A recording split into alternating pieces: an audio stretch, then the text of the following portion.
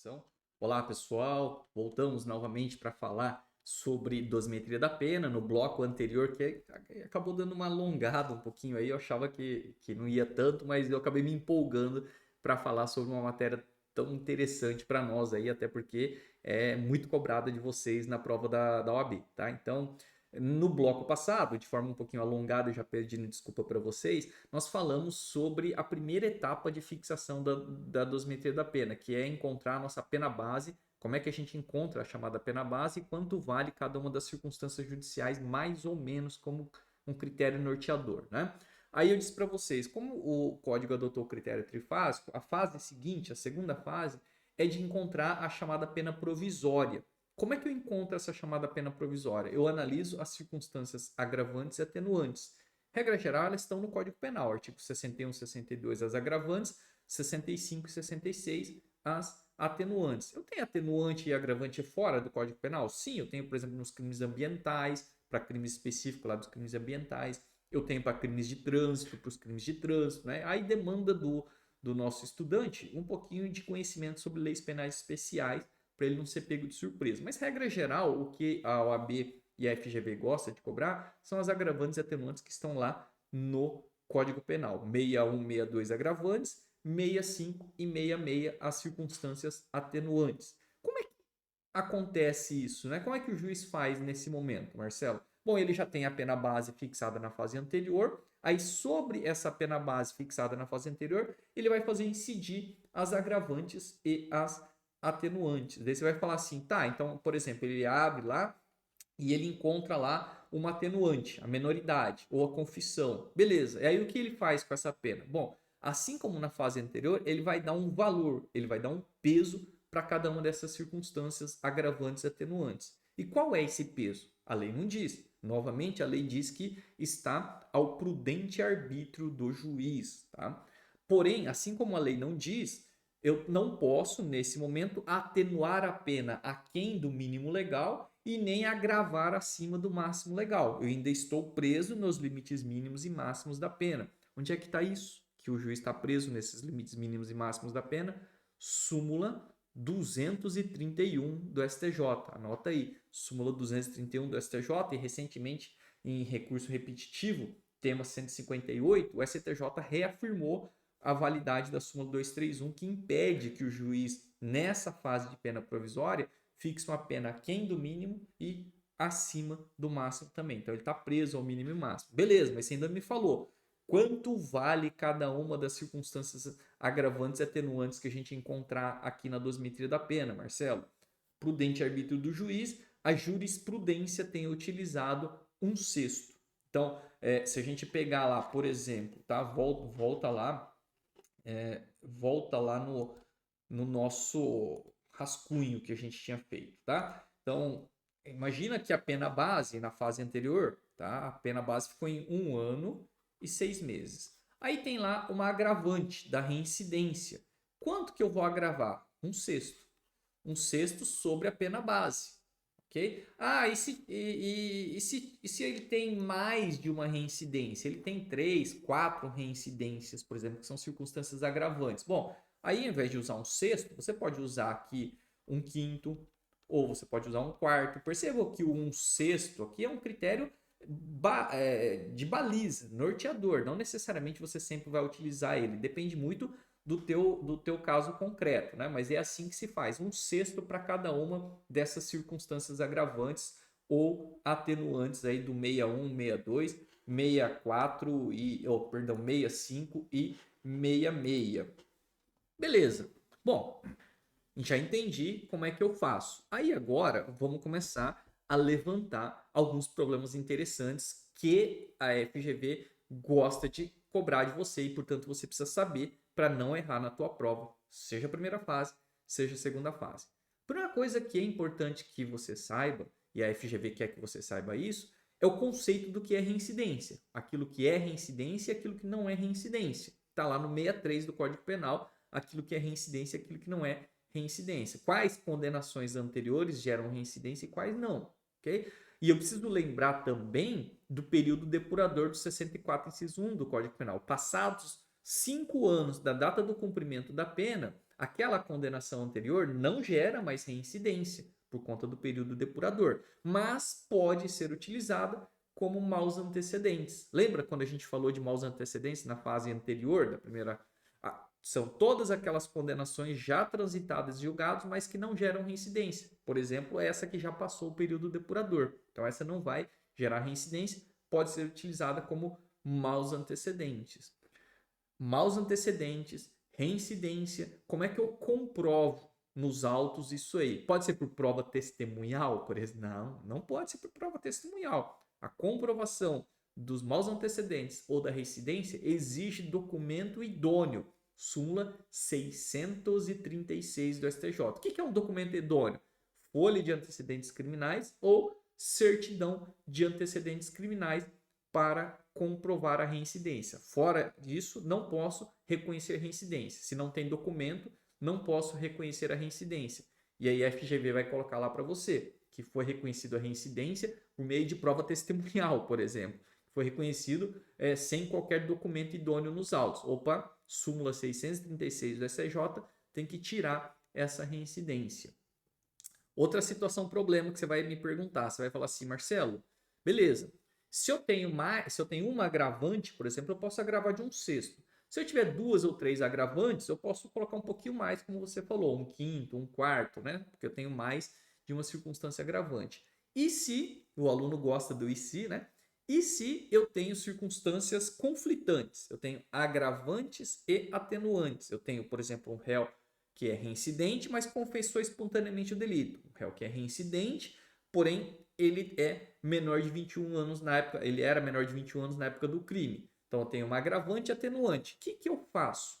Eu posso compensar essas duas circunstâncias antagônicas, agravantes e atenuantes? Veja, no concurso entre circunstâncias agravantes e atenuantes, você tem que ir lá no artigo 67 do Código Penal. O 67 vai te dar um critério norteador, dizendo, olha, no concurso entre circunstâncias agravantes e atenuantes, a pena deverá se aproximar das circunstâncias preponderantes, entendidas como tais a reincidência, os motivos do crime e a personalidade do agente. É isso que diz o 67. O problema é que o 67 não te ajuda muito, né? Na verdade, tá? Primeira doutrina, depois o STJ, flexibilizaram o 67. A doutrina falou o seguinte, olha, tem uma circunstância que não está escrita aí no 67, que é a menoridade. E sempre que tiver atenuante da menoridade, ela vai preponderar. Ou seja, o cara é reincidente, mas tem a menoridade, prepondera a menoridade. Ele tem que atenuar a pena ao invés de agravar, por exemplo. Tá? E o STJ relativizou ainda mais para dizer, olha, o juiz, no caso concreto, ele pode compensar uma circunstância atenuante com uma agravante quando ele perceber que as duas se equivalem, que as duas têm o mesmo peso. Então, basta que ele justifique que tem o mesmo peso. Então, por exemplo, o STJ já disse, é possível a compensação entre a reincidência, a agravante da reincidência, e a atenuante da confissão espontânea. Vai cair isso na tua prova.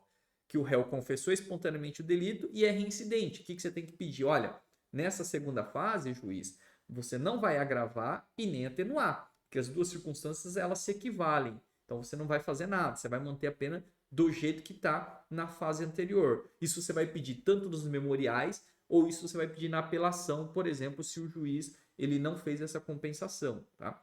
Porque vejam que interessante. Pela regra do 67, você deveria, nesse caso, preponderar a agravante da reincidência, porque o 67 fala que prepondera a reincidência. Porém, o que disse o STJ? Olha, o 67 é um critério de baliza, norteador só. O juiz ele pode, no caso concreto, entender diferente. Basta que ele mostre que as duas têm o mesmo peso, o mesmo valor. Okay? Então, se conflito entre circunstâncias agravantes e atenuantes, lembra, o juiz pode compensar desde que as circunstâncias tenham o mesmo peso, o mesmo valor. Isso aqui diz o STJ.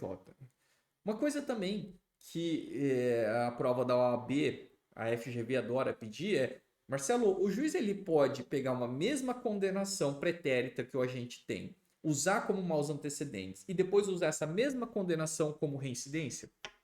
Não, isso é bis in idem. Se ele considerou aquela condenação como maus antecedentes, você não usa como reincidência, nem o inverso. Né? Onde é que está isso? Súmula 241 do STJ. Então vejam, nesse bloco aqui, o tanto de súmula que eu já falei para vocês e não vai parar por aí, ainda tem mais súmula, tá? Então, eu não posso utilizar a mesma condenação como maus antecedentes e reincidência.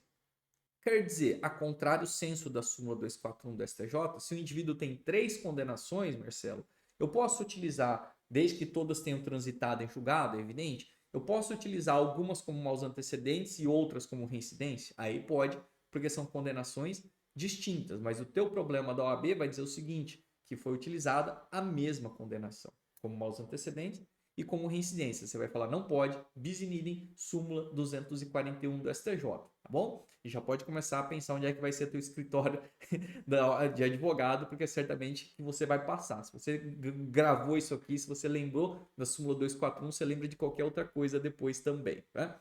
Recentemente também, o STJ tem entendido que condenação pretérita pelo delito do artigo 28 da Lei de Drogas não é apto a gerar reincidência. Por que isso, Marcelo?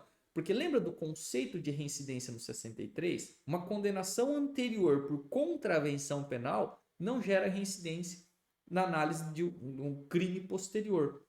Aí o STJ falou, olha, o delito do artigo 28, ele é menos ofensivo do que uma contravenção penal, porque nem pena de prisão ele tem, o 28. Portanto, se a contravenção penal, que é mais grave, não é apta a gerar reincidência, quanto mais o delito do artigo 28 da Lei de Drogas. Esse é o entendimento do STJ, então, de que condenação pretérita pelo uso de drogas não gera reincidência para crime posterior. Cuidado com isso aí também, tá? Marcelo, se não gera reincidência para crime posterior, eu posso usar isso como maus antecedentes? Aí, ok, está dentro daquilo que o STJ tem entendido, mas não pode ser utilizado como reincidência, tá?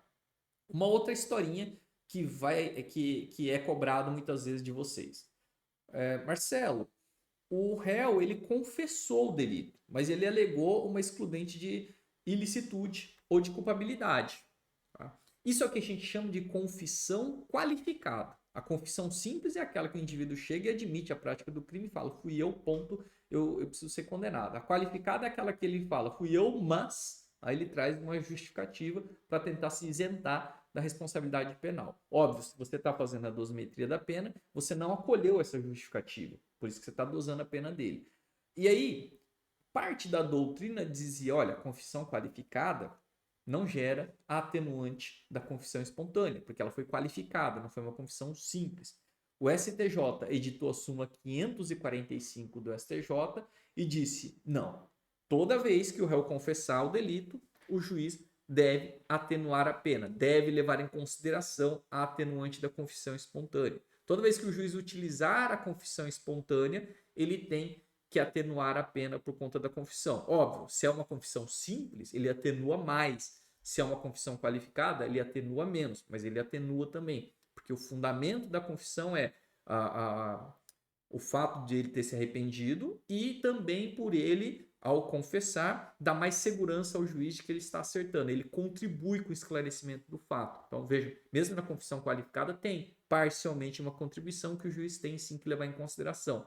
Então, no teu problema da FGV, vai dizer, olha, o juiz não levou em consideração a confissão porque ela foi qualificada. Você vai falar, opa, súmula 545 do STJ tem que levar em consideração sim. Aí, um outro problema em torno da súmula 545. O juiz ele vai dizer o seguinte, a súmula 545 do STJ fala que se eu levar em consideração a confissão para condenar, eu tenho que atenuar. A contrário senso, se eu não levar em consideração a confissão, condená-lo com base em outras provas, eu não tenho que atenuar a pena. Não, o STJ recentemente deu os contornos da súmula 545 para falar, não. Toda vez que o réu confessar o delito por uma questão de lealdade processual, ele tem direito à atenuante da confissão. Óbvio, né? Se a pena já está no mínimo legal, você não vai atenuar aquém do mínimo, porque tem um outro entendimento do STJ, súmula 231 do STJ, dizendo, olha, não dá para atenuar aquém do mínimo legal. Então aí você vai dizer, olha, tem a confissão, mas eu não posso atenuar porque a pena já está no mínimo legal. Agora, se estiver acima do mínimo legal, o juiz tem que levar em consideração, sim, a confissão e atenuar a pena dele, tá? Então, cuidado com isso aí.